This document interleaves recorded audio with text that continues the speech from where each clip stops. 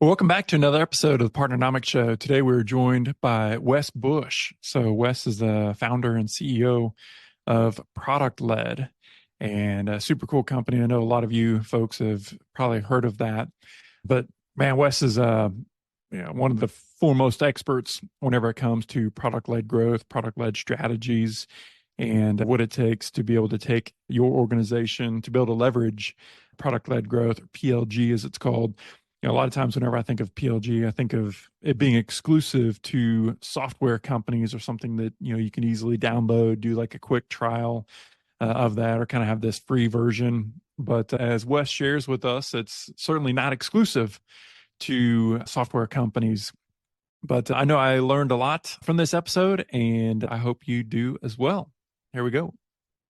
Welcome to the Partnernomics Show, where industry thought leaders discuss the hottest topics in partnerships, ecosystems, and innovation. So today we're joined by Wes Bush. So Wes is the founder and CEO of Product-Led.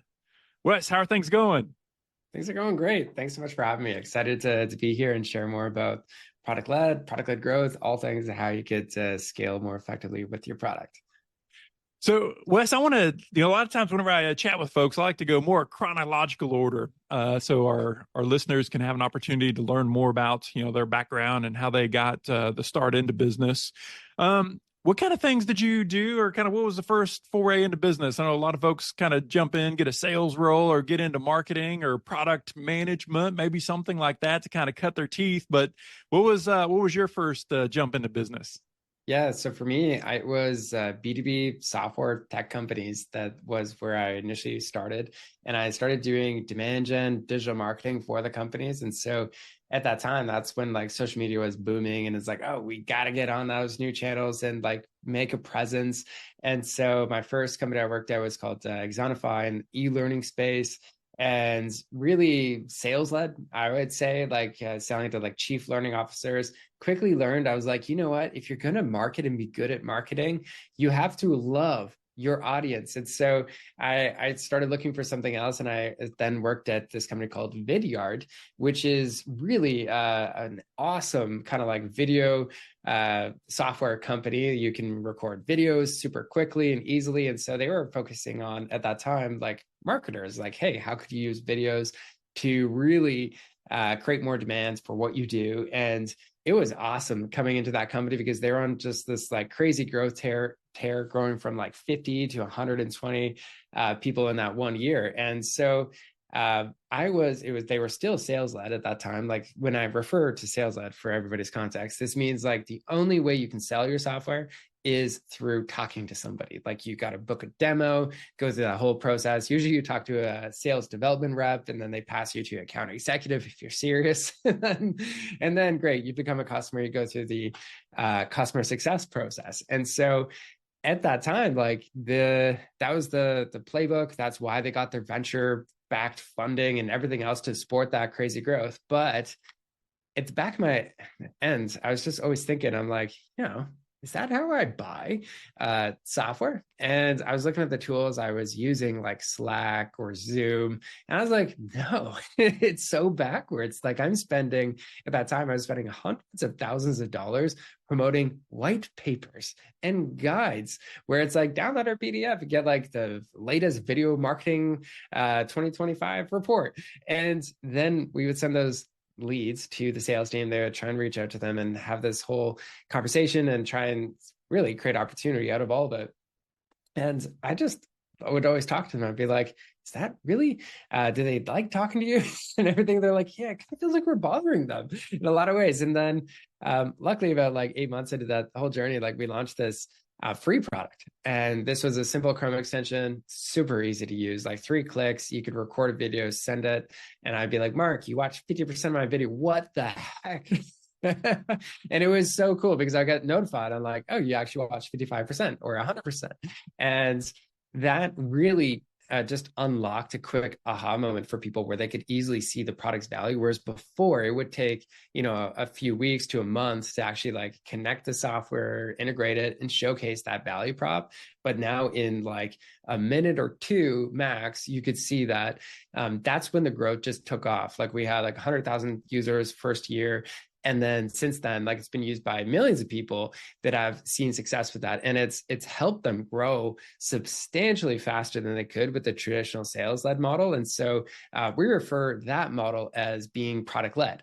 And so since then, I've just started working with, over 400 plus SaaS companies doing exactly this. And we've helped them generate over $1 billion in self-serve revenue. And so that's my jam. I always feel like, a lot of companies could benefit from being product-led. And even if you are listening to this and you're not a software or tech company, there's many ways to deploy a product-led approach. Like even for us as a services company, you'll find on our website, all our IP is free. Like all our books are free, because if you want to DIY it on product-led, like do it, please, because our best customers are the ones where they figured this out. They got started, they got like $1 million or 3 million in self-serve revenue, and they want to scale up to the next level. And it's way more fun to work with them at that level. So that's the kind of foray into this world of product-led growth, a bit of my background and just how we support companies. Yeah. So Wes, how do you kind of alluded to this a minute ago, but how do companies know if let's say they are SaaS? How do they know, or what's kind of the qualifications for them to be a great candidate for product-led? Yeah, so conviction is a big thing that I think is super underrated for founders, but they have to have conviction that this is the right way for them to grow. It's not for everybody. Like I'll be the first to say, like, I don't think every company should be product-led. And like the ones where I remember always this fun conversation with VMware. And VMware, for those that don't know, like it's very complicated. There's a lot that goes on to set it up. And I remember the sales rep being like, yeah, like, you know what? The thing I sell, it's kind of like a heart transplant. Like if this goes down, there's like an insane amount of people getting fired. Like this is like the core infrastructure of like these big multinational companies. And so I'm like, yeah, you probably wouldn't have a trial for that, right? And that salesperson is like, yeah, absolutely. Because it's actually like these 5 intricate solutions that he handcrafted and created this like beautiful solution for people. I'm like, you're adding so much value. Don't stop. Like the question you have to ask yourself is sales adding value or friction? Now, if you're selling like, let's say like ClickUp or Notion or Zoom, where it's like 20 to 40 bucks per month or something like that. And let's say the only way you can sell it is if you talk to us. First off, the sales rep, the poor sales rep you're going to get is going to be like, oh my goodness, I'm not even making my like quota ever, because it's like the price is so cheap and it doesn't make sense. And then the people who are using that simple product, they're like, why? Please tell me a good reason why I have to talk to you. I just want to see what the product's like. And so in those cases, like that is something that's really important. Conviction, it's the right kind of product. And so those other things, back to your question of like what really qualifies you to be like really great at doing product-led, like you have to have conviction that this is the right for your market. You should be interested in simplifying something in your space. You shouldn't be like, we're going to create the most complex solution ever and solve enterprise problems. It's like, no, we're going to democratize maybe this like complex thing, make it simple and bring it to all SMBs, mid-market companies and succeed in that. But the biggest myth is it's one or the other. That was something that we actually promoted a lot because it was like creating awareness, the classic, like the villain sales led, the what you want to be is product led. But at the end of the day, it's about leveraged growth. Can you scale your revenue without scaling your headcount? And that's really what we're after. And I think product led companies do that a little bit easier than a sales led company, because a sales led company, you hire a sales rep, you're like, here's your quota, hit it. And then you grow and grow by adding more people. Whereas this, it doesn't work that way. You can create a very profitable business with a lot less people. So it's like, whenever I think of product-led growth and opportunities, when I've jumped in with that, it's where I can try before I buy, right? I like, all the statistics play out. It's 85%. I think it's over 85% now of buyers would prefer, even in software, prefer to make a purchase without ever talking to a salesperson. They want like just fully autonomous buying experience. And hopefully the software, let's say in case of SaaS, the software is so intuitive that I don't need to go through hours of training. It's not so complex, right? I mean, I know what I need it to do, and it's logical and intuitive to go through that. Is there, so you mentioned earlier, kind of what I pulled from it is, yeah, if you have, an SAP or something that's an ERP, something that is so super complicated, that's probably not going to be a great fit for product-led. But then also if it's super inexpensive, how is there any correlations that you've seen from your experience of here's our software, here's kind of our pricing tiers, if you will, right? I mean, that's what product-led growth is about, right? There's free trials, or it's very inexpensive, or it's free to get these kind of basic features, but then we're trying to have you, coax you into going up the ladder, so to speak. What do you typically see when it comes to the types of software or the way that they offer it in different pricing tiers and packages?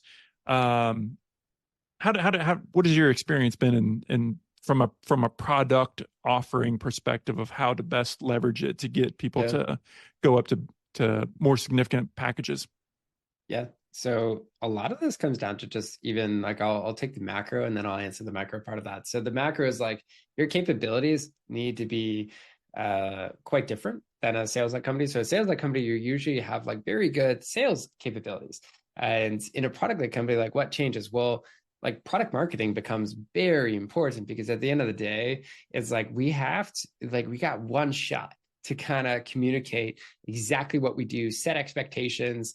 And so the difference is really interesting. If you look at like a sales-led homepage versus a product-led one, like a product-led one, it's like the only call to action is like, try for free. Here's exactly what you get and everything else. And you should make a decision, yes or no, on that page. A sales-led one's like, you piqued my curiosity. I need to talk to you to figure out the rest. And so it's very different. And then, like you said, on the pricing side, the sales-led company will usually not show it, and because they lose a lot of leverage, or they'll claim, oh yeah, we got to do value-based pricing. It's everything that's fair for you and all that stuff. But product-led companies are like, no, you're probably not going to sign up for something if you don't know what the price is. And so that's where, yes, you need to break down some of those plans. Now, the micro economics perspective of this is you got to be very intentional with what are those plans, what is included in each of those packages. And so what I always tell my clients, and this is the part that's relevant for any industry, is you need to get very clear on, okay, what is the core outcome that you promise in what you do? So let's do a fun example. What's your favorite SaaS product? My favorite SaaS product. Well, I certainly have ones that I use all the time. Let's just say LinkedIn. Okay, cool. So for LinkedIn, let's say their end user success is to have you build a world-class network that allows you to, whether it's like getting promoted, or to, if you're a thought leader, like get seen and be heard. It's like to help you hit your career objective, whatever that is. So that's end user success. That's what they want. Now we got to break this down into 3 levels. So beginner level, it's free.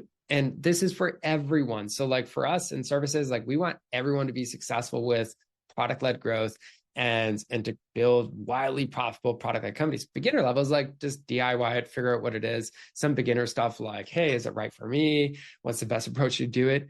It's all free, and it should be, because that's beginner problems at the end of the day. So when it comes to LinkedIn, it's like, well, it should totally be free to create an account, post, all that fun stuff, connect with people. We should give that for free for everybody. Now, the pro plan, which is or premium as they call it, like that is for people that they really want, like they're like, whether they're networking to the tilt, they're connecting with prospects, they want to be able to be seen. And when they connect with people that are, whether it's a high value prospect or a connection or something like that, they have in-mails, they have these features that allow them to really stand out on the platform, not to mention just the gold badge, all that fun stuff. So that's really the premium plan. And now they have advanced like recruiter stuff and more specific ones as well. But the logic remains the same. In any product-led company or even marketplace like LinkedIn, there's always three levels. There's the beginner is free, and that solves all of the beginner problems in your market. So if you think about what you do at Partnernomics, it's like, what are all those beginner problems that people struggle with that before they think, hey, I really need a program, I need some assistance on this, like, is partnerships right for you? What is the best approach to build like really good win-win partnerships? And it's like, okay, yeah, I get it. I subscribe to your approach. And now the pro plan, in your case, it's like, great. The next step is actually to lean in and implement this inside your business. And so you need the tools, you need the support, and everything else is provided there to help you become a partnership pro. And so that's the fun. And you can always have an advanced level as well for the people that are like the real keeners and everything else, whether we're talking about LinkedIn or you're talking about what you do too at Partnernomics, because that's the advanced level where it's like less than 2 to kind of 10% of people that ever reach that part in your market. But the beauty of that kind of funnel of like beginner problems, intermediate, and then advanced is that when you do it right, you capture the majority of your total addressable market, because there's so many people that struggle with those beginner problems. And then there's equally a great amount of people that struggle with the intermediate problems, but they probably haven't heard about you. But if you can convert those beginner people into intermediate, then you have just 10x your business. Yeah, like on the product led, or like even for us, right? We give away the Partnering Foundations course, 3.5 hours. And certainly we want to be able to fix or at least kind of educate folks on a lot of those beginner landmines, some of those basic foundational things of standing up or evaluating programs. But then it also gives us an opportunity to have thousands of evangelists out there as well. So as they're connecting and working within their ecosystems, companies and different folks, it gives them an opportunity to share about Partnernomics. So it helps us as well. Imagine that, you'd share that as well. I want to go back to something else that you had said, Wes, about, there's the traditional old school sales led, and then, in this case, product led. Of course, we've heard about partner led, ecosystem led, right? There's all of these different kind of flavors and versions of how we go to market. But I was pretty intrigued with what you're saying about, from your website. You can essentially go to somebody's website and kind of see what their dominant strategy is by the way that they structure their website. Is there a way to kind of do both? What if some, in a company, a SaaS company out there says, hey, we want to leverage product led. Hey, we've got our own direct sales motion that's worked, but we want to place another bet. We want to, have this product led engine with our software. What does that look like? And have you seen clients that do it successfully, and the ones that have done it, how have they positioned their website and, kind of the communication so that it flows for users coming in? Yeah, absolutely. So I'm going to make something kind of confusing for first, but then I'll tie it all back together. So if you have a call and that's the only way people can buy from you, does that immediately make you sales led? What would you say? No. Yeah, absolutely. Like there's ways of doing it where you're actually providing an insane amount of value. Like the reason for us as a services company, it's like, hey, we kind of have to talk to you if we work together. And there's some things we will vet for sure, like any normal, person would want to do in a typical sales discovery process. Like it's just good stuff. Like we want to know we could actually help you. But when we dig in, we're always looking for why have you done the onboarding that way? Like, what are some things you could do? And like, we're coming up with our back of our heads, like, what are the top 3 to 5 things you could do to kind of like add another million in ARR for your business? And so that is providing a ton of value. Like when you go through that with the founders, and what that does, it just builds a ton of trust a lot faster than if you were like, yeah, let me get back to you. And we'll just sell you the roadmap thing and go from there. It's not a transactional thing. And so I think if it's like completely transactional, like sales that just right now, especially if you're selling mid-ticket or low ticket, like it just doesn't work that well. And so, yes, adding value makes a ton of sense. Now, you can also have a free trial and be sales led. That's what a lot of people don't know. A lot of free trials, and I'm sure a lot of people listening will know this, is everything when you sign up for some of them, it is just focused on, hey, can you like pull out your credit card, sign up, and nothing is focused on like, great, here's how you can get to value real quick. It is like, yeah, you can click around, you can't really do much, and it's not that useful. So it's like, once again, they're treating it like it's a conversion engine. It's not a value engine when it's like, hey, we're creating a ton of good value, goodwill. And yes, some of them will convert as paying customers. And so to go full circle now about, can you do both? Yes, absolutely. And the best companies do both. And when we talk to a lot of companies that have a very successful product-led motion, one of the best things that kind of catches them off guard is like, we're like, wow, you're not reaching out to those like accounts that have like, 5, 10, 20 people that are all using it.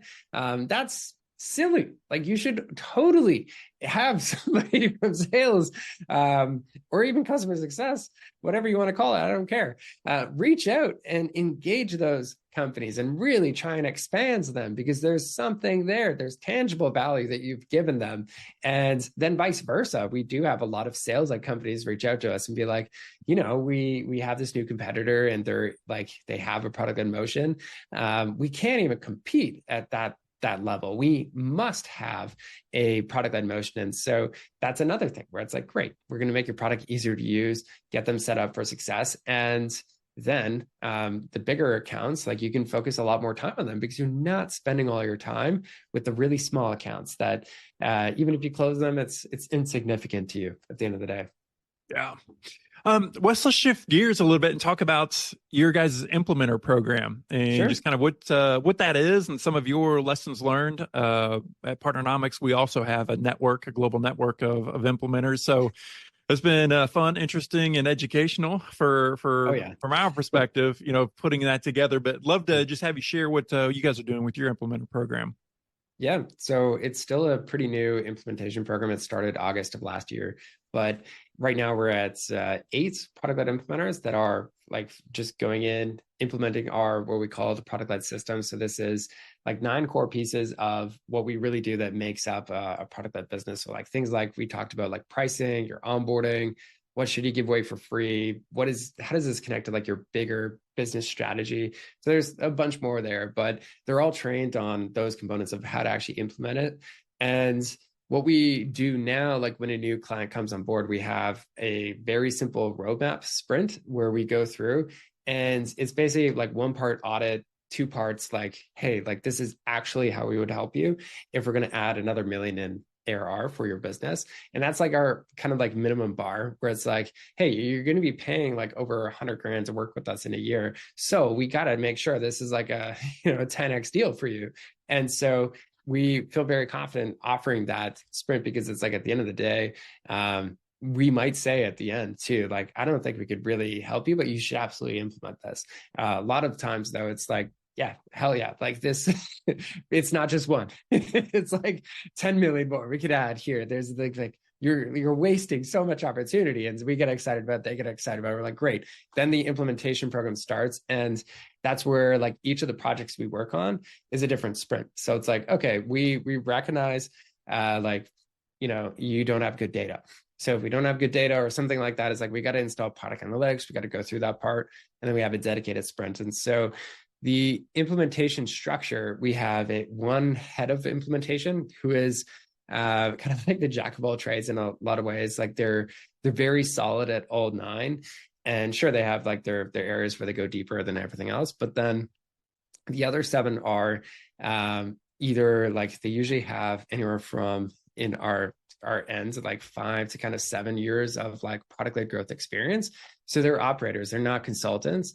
And we train them on like, hey, here's how to be a quote unquote consultants in a way, like here's how to structure things. You have weekly meetings. This is how you show up, bring energy, like different soft stuff too of how to kind of engage. Don't complicate things, make them simpler, all the basic stuff. And yeah, that's how it's structured right now.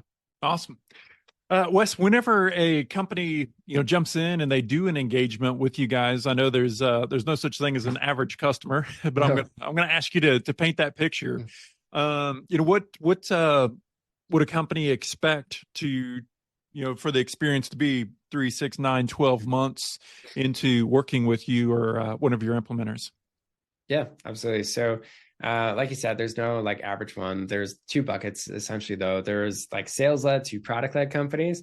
And then there's like product-led companies that need to really like scale up, get the foundations right to grow from whether they're at like 3 mil to get to 10 to 20 million in recurring revenue. And so at the beginning, it all does start with that roadmap sprint of like, great, we're going to assess, understand where can we actually add the most value. And then for like the sales-led or product-led ones, it's usually alignment. That's the biggest piece. It's hard to change a company's direction. Like a go-to-market motion is something so fundamental that like you don't want to mess with it if you don't have to. And so that's really where it's like we got to align the leadership on, hey, what is the right approach to do this? And then by the end of like the third month, it's like we've launched at least a few of these projects where it's shown some success. So we set up like the tracking, the A/B testing, and a lot of times the companies, they have never done this in the product. Like many people do A/B testing and stuff like on their website, but then it's like, great, we have the data to know like, is this working or not?